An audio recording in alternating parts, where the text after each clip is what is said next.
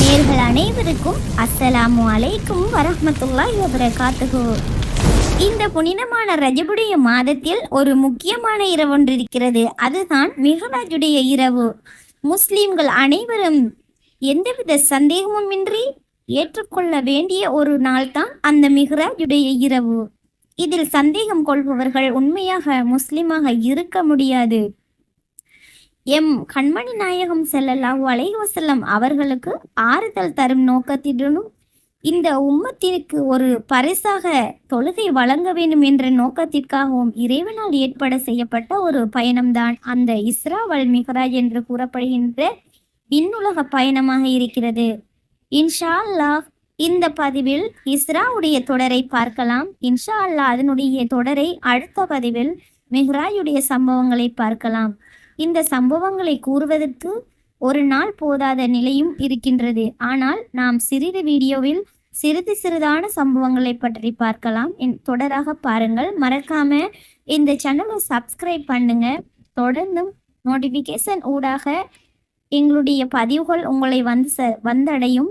அதனுடைய பிரயோசனங்களை நீங்கள் அறிவதோடு மற்றவங்களுக்கும் ஷேர் பண்ணுங்க. மறக்காம இந்த பக்கத்தில் இருக்கிற பெல் பட்டனையும் கிளிக் பண்ணுங்க. ஜிசாக்கல்லாஹ் ஹைரா. இனி வாங்க இந்த சம்பவத்துக்கு போகலாம். ஒரு முறை நபி ஸல்லல்லாஹு அலைஹி வஸல்லம் அவர்கள் மஸ்ஜிதுல் ஹராமில் இருந்த பொழுது ஜிப்ரீல் அலைஹிஸ்ஸலாம் அவர்கள் நபி அவர்களிடத்தில் வந்தார்கள்.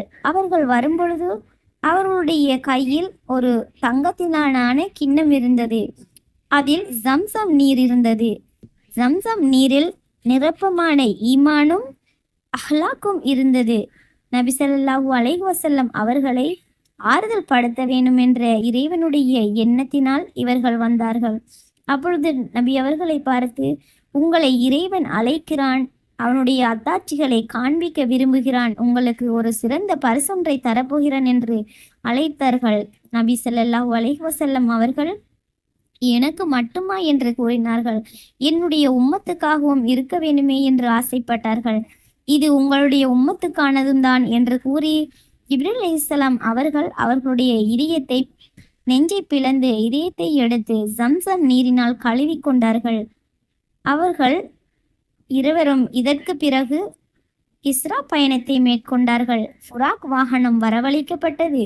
அந்த ஃபுராக் வாகனம் கோவேர் கழுதையுடைய உயரத்தை போன்றும் குதிரையுடைய உயரத்தை விட குறைவானதாகவும் வெள்ளை நிறமானதாகவும் இருந்தது.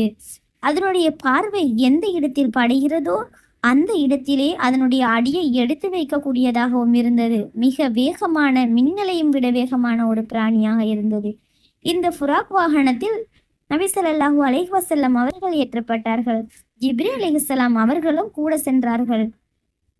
போகின்ற வழியில் பல அற்புதமான நிகழ்வுகளையும் இறைவன் அவர்களுக்கு காண்பித்தான். அதில் ஒன்றுதான் நபி ஸல்லல்லாஹு அலைஹி வஸல்லம் அவர்கள் ஒரு இடத்தில் இறங்கி ஜிப்ரீல் அலைஹிஸ்ஸலாம் அவர்கள் இந்த இடத்தில் 2 ரக்காயத் சுன்னத்து தொழுது கொள்ளுங்கள் என்றார்கள். அப்பொழுது நபி அவர்கள் இது என்ன இடம் என்று கேட்டார்கள். இதுதான் மதீனா, நீங்கள் வரவிருக்கிற இடம் என்றார்கள். மக்கத்து வாசிகள் உங்களை விரட்டிய சமயத்தில் நீங்கள் இங்கு தான் வரப்போகிறீர்கள் என்று கூறினார்கள். அப்பொழுது நபி அவர்கள், மக்கா வாசிகள் என்னை அடித்து விரட்டவுமா செய்வார்கள் என்று கூறிய போது, ஆம், இப்படித்தான் எத்தனை நபிமார்களை இந்த மக்கள் விரட்டியிருக்கிறார்கள் என்று கூறினார்கள். அதற்கு பிறகு 2 ரக்காயத் சுன்னத்து தொழுது கொண்டார்கள். மறுபடியும் ஃபுராக் வாகனத்தில் ஏற்றி இவர்கள் செல்ல ஆரம்பித்தார்கள். போகின்ற வழியில் இடது பக்கத்தில் இருந்து, யா முஹம்மதே, இங்கே திரும்பி பாரும் என்று ஒரு சத்தம் கேட்டது. அவர்கள் திரும்பி பார்க்கவில்லை. இடது புறத்திலிருந்தும் வலது புறத்திலிருந்தும் இதே சத்தம் கேட்டது. ஜிப்ரீல் அலைஹிஸ்ஸலாம் அவர்கள், நீங்கள் எந்த பக்கத்தும் திரும்பி பார்க்காதீர்கள் என்று கூறினார்கள். இவர்கள் கூறிய போதே நபி அவர்களுக்கு புரிந்துவிட்டது ஏதோ ஒன்று இருக்கிறது என்று. அவர்கள் திரும்பி பார்க்கவில்லை. நபி அவர்கள் கேட்டார்கள், இடது பக்கத்தில் இருந்து என்னை அழைத்தவர் யார் என்று. அவர்கள்தான் யூதர்கள். நீங்கள் அவர்களை திரும்பி பார்த்திருந்தால் நிச்சயமாக உங்களுடைய சமுதாயம் யூதர்களாக ஆகி போயிருப்பார்கள் என்று கூறினார்கள். அப்படியே வலது பக்கத்தில் அழைத்தவர்கள் யார் என்று கேட்டார்கள். அவர்கள்தான் நசராணிகள். நீங்கள் அங்கு திரும்பி பார்த்திருந்தால் நசராணிகளாக உங்களுடைய சமூகம் மாறி போயிருக்கும் என்று கூறினார்கள். சிறிது நேரம் பயணத்தின் போது ஒரு அழகிய தோற்றவுடைய பெண் ஒன்றை கண்டார்கள். அவர் அழகிய ஆபரணங்களும் அணிந்து கொண்டு முகம்மதை இங்கு வாரும் என்று அழைத்தார்.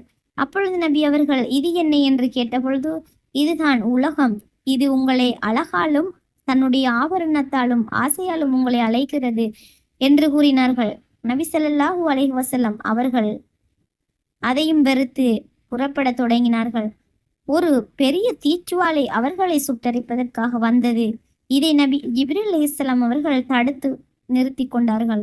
இது என்ன என்று கேட்டபொழுது, இதுதான் இபிலிசுடைய தீச்சுவாலையாக இருக்கிறது, உங்களை சுட்டரிப்பதற்காக இபிலிசுடைய புறத்திலிருந்து வந்தது என்று கூறினார்கள்.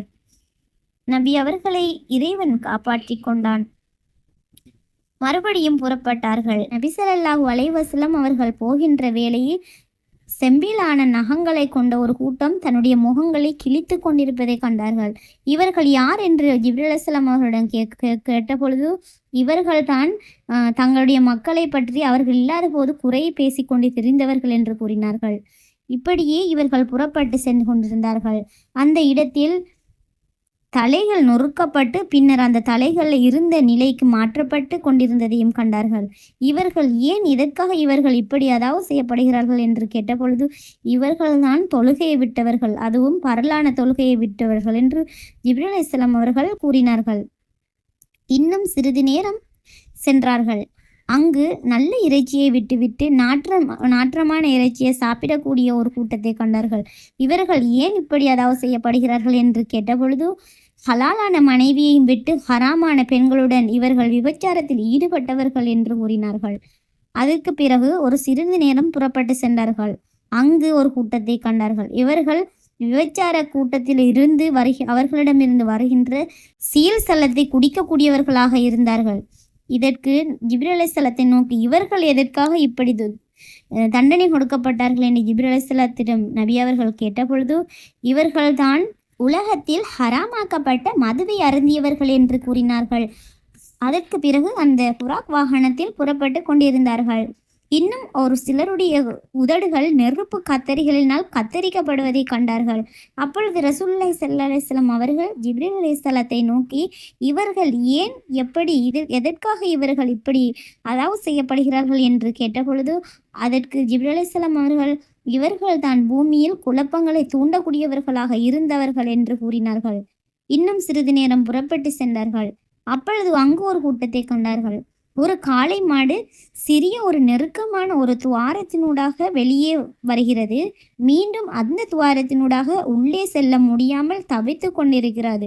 இதை பார்த்த பெருமானார் ஸல்லல்லாஹு அலைஹி வஸல்லம் அவர்கள், இவர்கள் ஏன் இப்படி அதாவது செய்யப்படுகிறார்கள் என்று கேட்டபொழுது, இவர்கள்தான் மக்களுக்கு மத்தியில் பிரச்சனைகளை செய்யக்கூடியவர்களாகவும் அடுத்தவர்களுக்கு தீங்கு செய்யக்கூடியவர்களாகவும் கெட்ட வார்த்தைகளை பேசக்கூடியவர்களாகவும் இருந்தவர்கள் என்று கூறினார்கள். அடுத்ததாவது மிருகங்களை போன்று மேய்ந்து திரியக்கூடிய ஒரு கூட்டத்தை கண்டார்கள். இவர்கள் ஏன் இப்படி இதற்காக அதாவது செய்யப்படுகிறார்கள் என்று கேட்டபொழுது, அவர்கள் ஜிப்ரீல் அலைஹிஸ்ஸலாம் அவர்கள் கூறினார்கள், இவர்கள்தான் சகாத்தை முறைப்படி நிறைவேற்றாதவர்கள் என்று கூறினார்கள். இது அத்தனையும் இந்த இஸ்ராவுடைய பயணத்தின் தொடர்ச்சியிலே தான் நடைபெற்றது. பிறகு ஜிப்ரீல் அலைஹிஸ்ஸலாம் அவர்கள் மஸ்ஜிதுல் அல் அக்ஸாவை அடைந்து நபி அவர்களை அங்கு புராக் வாகனத்தை ஒரு சுவற்றில் கட்டி வைத்தார்கள். அந்த இடம்தான் இப்பொழுது யூதர்கள் பயன்படுத்தி கொண்டிருக்கின்ற மேற்கு சுவர் என்று அழைக்கப்படுகின்ற ஒரு இடம். அதில் புராக் வாகனம் நிறுத்தி வைக்கப்பட்டது. பிறகு அல்லாஹு தஆலா அனைத்து நபிமார்களையும் மஸ்ஜிதுல் அல் அக்ஸாவில் ஒன்று கூட்டினான். அனைத்து நபிமார்களுக்கும் இமாமாக நின்று முஹம்மது நபி ஸல்லல்லாஹு அலைஹி வஸல்லம் அவர்கள் 2 ரகாயத் சுன்னத்தை தொலைவித்து கொண்டார்கள். அதற்கு பிறகு ஜிப்ரீல் அலைஹிஸ்ஸலாம் அவர்கள் 3 குவாலையில் 3 பானங்களை கொண்டு வந்தார்கள். அதில் ஒன்று மது, மற்றது பால், இன்னொன்றில் தேன் இருந்தது. இந்த 3ஐயும் நபி அவர்களுக்கு கொண்டு வந்து கொடுத்தார்கள். அதில் நபி அவர்கள் பாலை தெரிவு செய்து கொண்டார்கள்.